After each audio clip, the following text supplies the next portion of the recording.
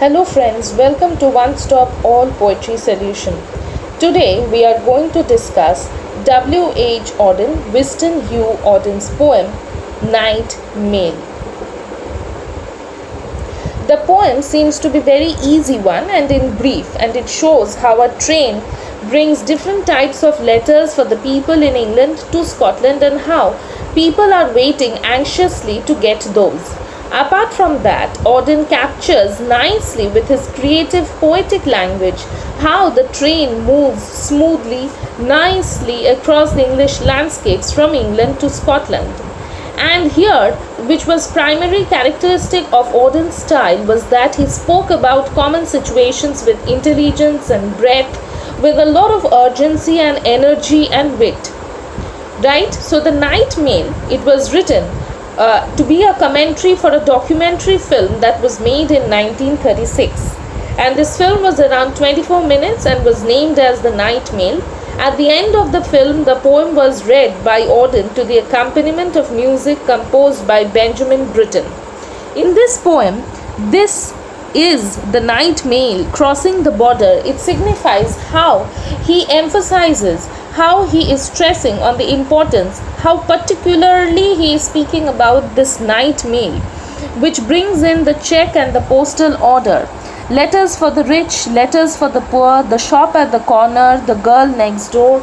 So the night mail brings letters for everyone, belonging to all ranks, all types of people, and interestingly does not distinguish.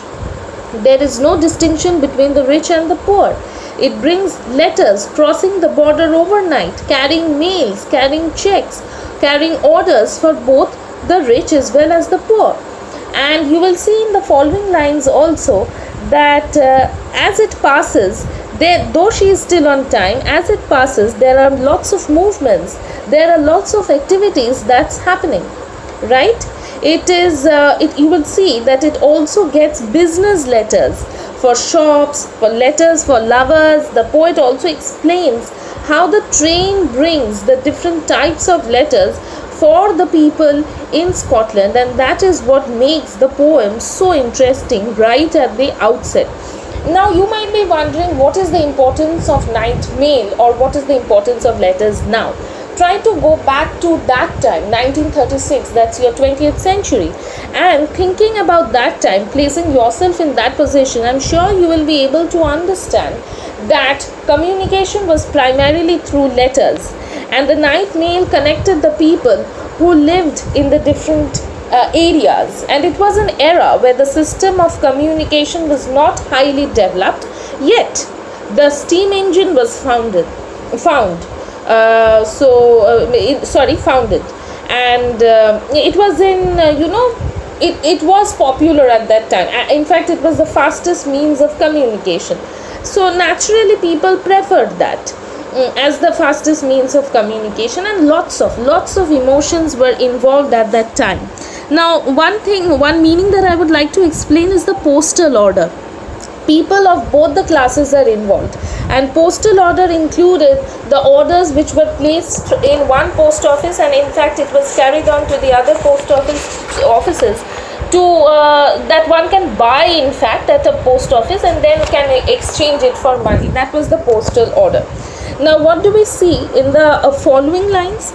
Pulling up at B-talk, a steady climb, the gradients against her, but she's on time.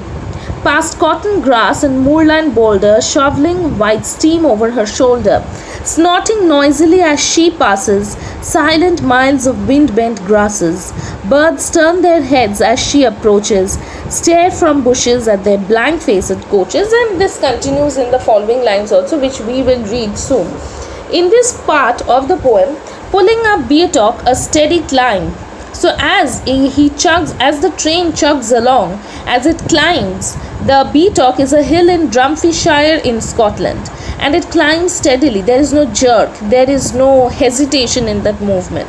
And interestingly, you will see in the following line, there is a usage of personification. Her, the gradients against her, but she is on time. The train is personified as a calm and a methodical and kind creature, a kind being.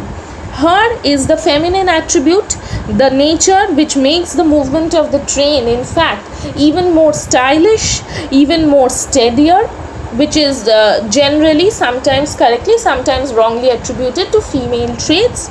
Anyway, so let's not go into all those things, but yes, the night mail has been attributed, given, used for describing her. The pronoun her has been used. And past cotton fields, cotton grass, she passes the cotton fields. Moorland, the hilly areas that are covered with rough grasses, sometimes they are wastelands also. Boulders, shoveling, it gives out, it emits white steam over a shoulder because it's running on steam, so obviously there will be steam. And snorting, loud noise, generally these are made by human beings through their noses or the mouth, but in case of the steam engine, it is mostly a kind of the whistling.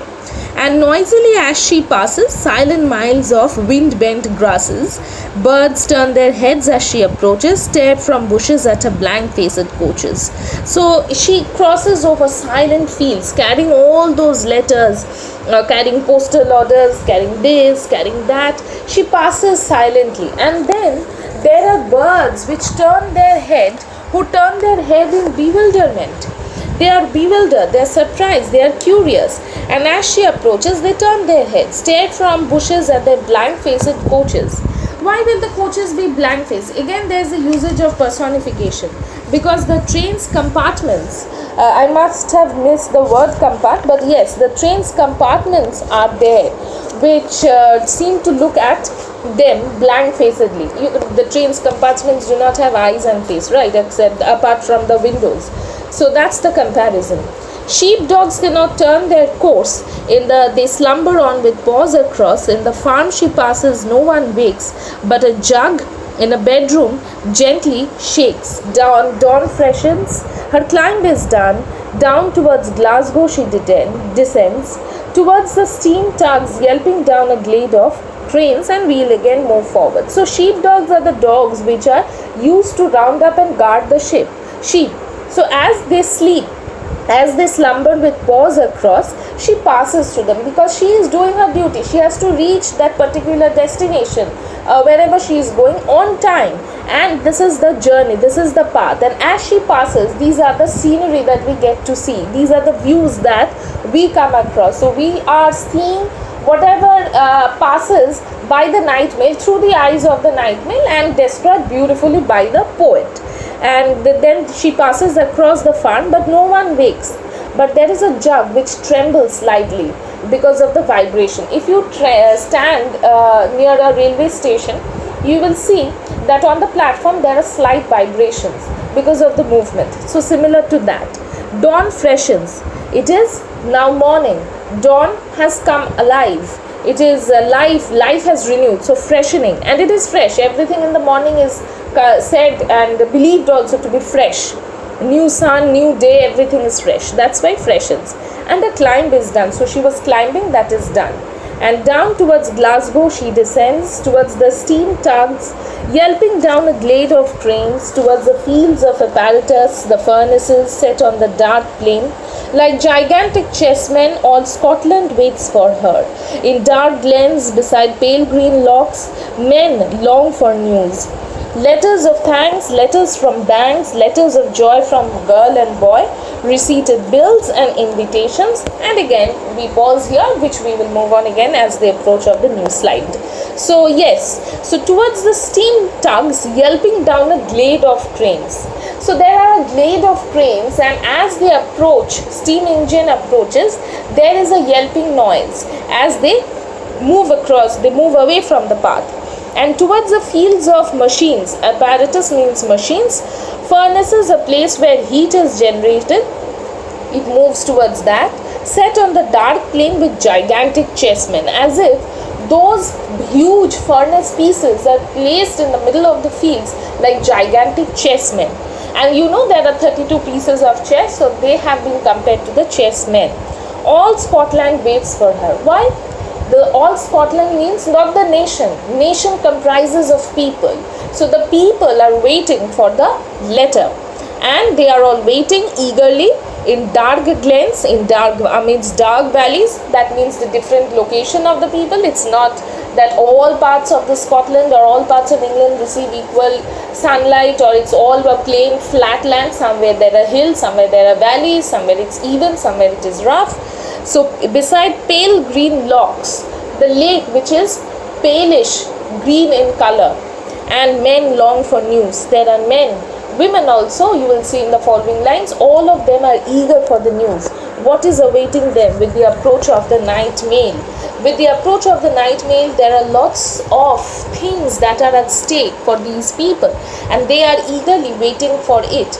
In fact, there is a figure of speech also, that a little bit of figure of speech that I would like to discuss with you is the alliteration, which occurs, for instance, in the words like birds, bushes, blank faces, in the lines 1 and 2. Remember lines 1 and 2 of stanza 6? Or for that matter, the words for, feel, forgotten in the last line of the poem, which you will come across soon. So letters of thanks, letters from banks, letters of joy from girl and boy, receipted bills. You have paid something, the bills have been receipted, that bill. Invitation, I am inviting you to my birthday party. Invitation, how am I going to send it in the 20th century? I am going to send it through a letter. To inspect the new stock or to visit the relations and applications for situations, and timid lovers' declarations, and gossip from all the nations. News circumstantial, news financial or financial, whichever way you are pronouncing. Letters with faces scrawled on the margin, letters from uncles, cousins, aunts, letters to Scotland from the south of France, letters of condolence to highlands and lowlands. Okay, then again we'll move on. Right. So different types of letters. Not only letters, but it also included receipted bills, it also included invitations, it also included lovers' confessions, that means love letters. It also included important news brought in from different nations, gossip from all the nations. Yes, political news also. Suppose I have a pen friend who lives abroad, she or he might be writing me a letter, so how am I going to get that? In the 20th century, obviously, the night mail is going to get it the fastest possible way.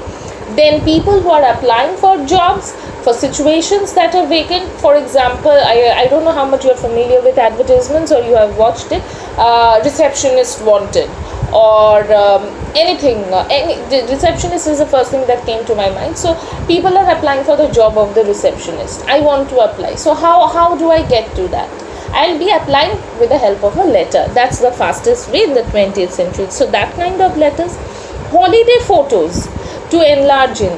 I have gone somewhere or you have gone somewhere, you want to send it to me so that I can keep it in my room, or I can enlarge it and in my suitable way I can keep it. So how am I going to get that? Those snapshots, those photos are going to be sent through the night mail. And lots of letters, love, affection for your uncle, aunt, cousins, your family members, in fact, are scrawled on the margin. This is how I look, this is what is the love. Sometimes don't you scribble on the margins little notes? That's the thing. And letters from Scotland to Scotland from the south of France. So look at the distance it's covering from the south of France to Scotland. And letters of condolence expressing the sorrow at death, bringing from the highlands and the lowlands, from all parts of the country. And also letters are connecting people throughout the world, right? That's expressed in the lines. Written on a paper of every hue, the pink, the violet, the white and blue, the chatty, the catty, the boring, the adoring, the old and official, and the hearts outpouring. Clever, stupid, short, long, the typed and the printed and spelled all wrong.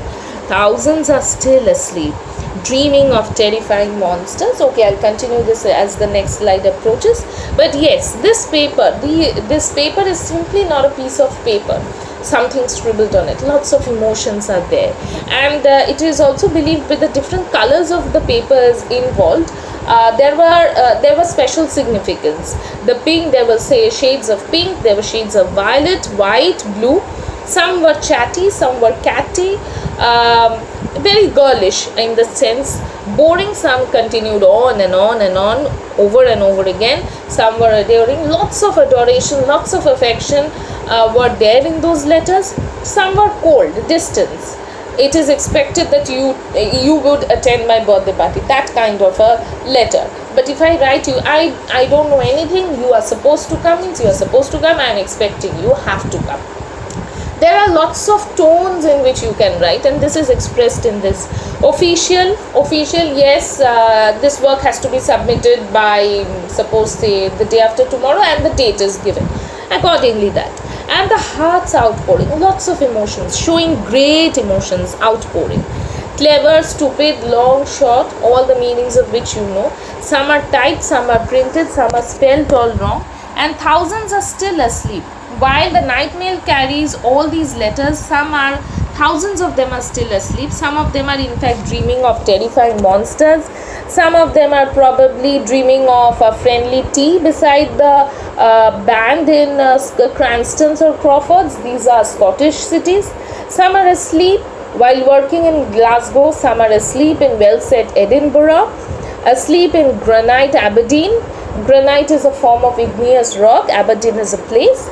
And they continue with their dreams. As they continue, we are blissfully unaware of so many things happening in the world around us every second. While we are awake, we can, okay fine, we can watch the news, but while we are sleeping, there are certain things that happens round the clock, throughout the nation, throughout the world. So we are blissfully unaware of that. They continue their dreams, but shall wake soon and hope for letters. So the train, it does not pass through my house and it's coming to deliver the letters each and every house. It has to be transported to my house, right? So who will do that? But shall wake soon and hope for letters, and none will hear the postman's knock. The knock will wake up in anticipation, and their heart will beat faster, without a quickening of the heart. For who can bear to feel himself forgotten? Who can bear? Who wants to be forgotten? No one wants to be forgotten. So it's a question that, W.H. Auden ends with, which is very interesting. Do you want to be forgotten? Do you want to be removed from history? Everyone wants to really be a part of history in a good way. Being famous is different, but being a part of history, your contribution towards the welfare of the larger good of the mankind, that is something very interesting. And a little bit about the technique that I would like to discuss about W.H. Auden, since we have finished the poem. An important technique that he uses is the enjambment, and it occurs in the line that is cut off before its natural stopping point. So this way, when he uses all these figure of speech like alliteration, enjambment, we really enjoy Wystan Hugh Auden's The Night Mail. I hope you have enjoyed the explanation of the entire poem, which has not been explained anywhere, and do enjoy reading it. If you have any questions, feel free to ask. Since it's a very long video with full explanation, I hope you will not forget to like, share and subscribe to our one and only channel, which explains poetry thoroughly and in detail. One stop all poetry solutions.